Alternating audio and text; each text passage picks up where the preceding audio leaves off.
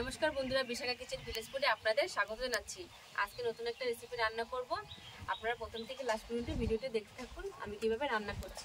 তার জন্য নিয়েছি 250 গ্রাম ঢেঁড়স আর দুটো মিডিয়াম সাইজের আলু সিদ্ধ করে নিচ্ছি। দেখতে থাকুন কিভাবে করছি। ভেন্ডিগুলো আমি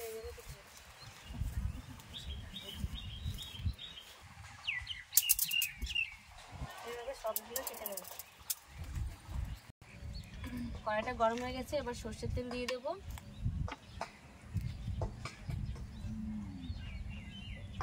কুড়ি গ্রামের মতো।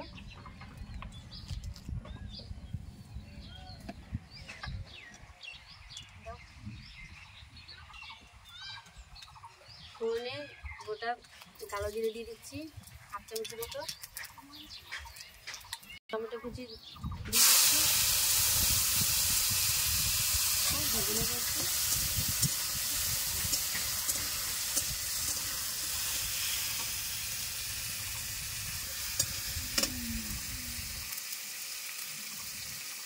হাফ চামচের মতো ধনে গুঁড়ো দিয়ে দেবো।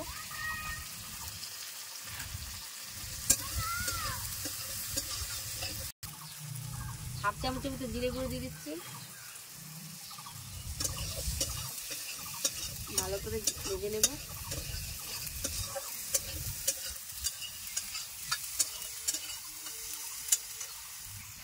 এক চামচের মতো হলুদ গুঁড়ো দিয়ে দিচ্ছি।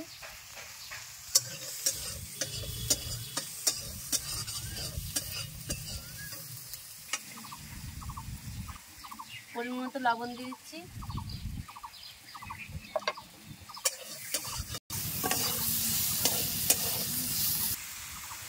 কেটে রাখা ঢেঁড়সগুলো দিয়ে দিচ্ছি।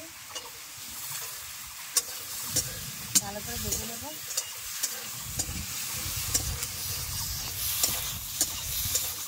আপনারা এভাবে খেয়ে দেখবেন, বানিয়ে ভালো লাগবে আর কমেন্ট করে জানাবেন।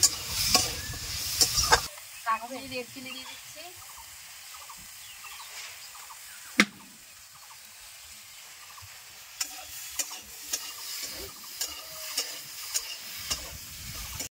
সিদ্ধ করে রাখা আলুটা এভাবে কেটে নিয়েছি, এই সাইজ করে দিয়ে দিচ্ছি। এবার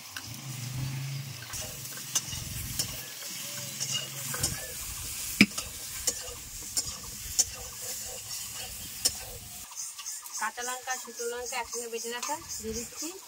আপনারা যে যেমন খাবেন সেই পরিমাণে দিয়ে দেবেন। ভালো করে কষিয়ে নেব। এবার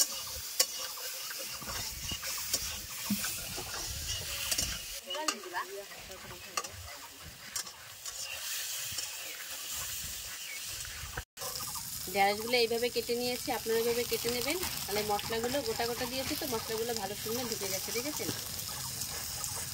আর খেতেও ভালো লাগবে।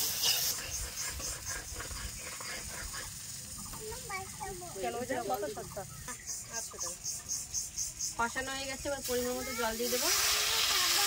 আর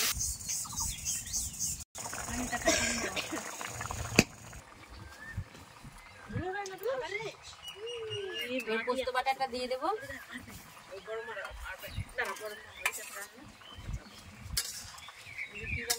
চিকেন পকোড়া, বিরিয়ানি আর চিকেন পকোড়া নিয়ে নেব।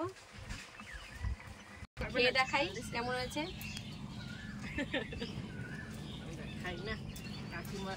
খুব সুন্দর হয়েছে খেতে। আপনারাও বানিয়ে খেয়ে দেখবেন আর কমেন্ট করে জানাবেন কেমন হয়েছে। নতুন হয়ে থাকলে আমার চ্যানেলটি সাবস্ক্রাইব করে দেবেন আর ফেসবুকে ফলো করে দেবেন। সবাই ভালো থাকবেন। নমস্কার।